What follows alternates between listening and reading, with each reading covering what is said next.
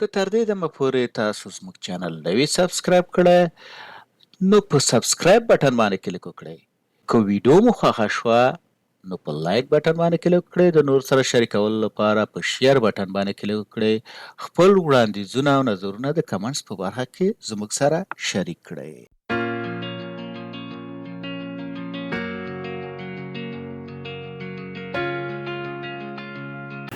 اوس راځم په دې باندې کار کوم چې څنګه موږ کولی شو چې د سیکول سرور نه یا مایکروسافت سیکول سرور ډیټابیس نه ډیټا امپورټ کړو. دلته مثال چې دی فرام مایکروسافت سیکول سرور ډیټابیس په دې باندې کلیک کوو.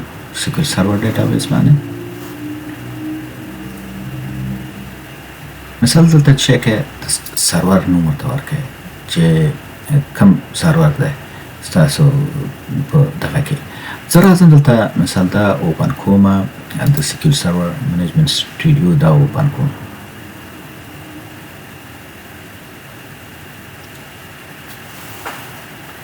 دا اوس موږ ته ډیټابیس اوپن شو. دلته ګورو مثال دا زموږ د سرور نوم دی.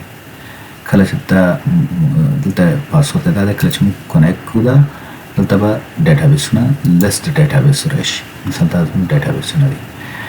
اوس زه بیرته اکسل ته راځم.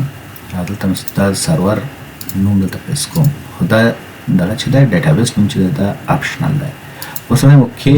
کله چې اوکې باندې کلیک کړم نو دلته به دا ماته راشي چې یوز مای کرنټ credential یا alternative credential use current credential به ونیسم کونیکټ به کړم. دا مثلا دلته دا اوکې بیا به اوکې کلیک کړم.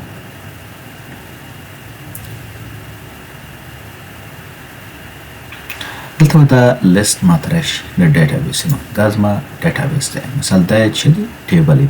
دلته لیست دا د چې دی د ټیبلو دی. تاسو کولی شئ چې ملټیپل سلیکشن اوکې دا بیا ملټیپل سلیکشن دا شي نه بیا په پاور کوئري ایډیټر کې کوو ځکه چې هغه یو ځان ته مبحث دی او ځان ته کار غواړي. فقط تاسو اشنایي پیدا کړئ چې مثلا څنګه ډیټا امپورټ کولی شو. موږ ورته چې لوډ مثلا دا به څه کړي دلته به موږ ته دا ډیټا لوډ کړي. دا چې څنګه تاسو د مایکروسافت سیکول سرور نه ډیټا اکسل ته امپورټ کوئ.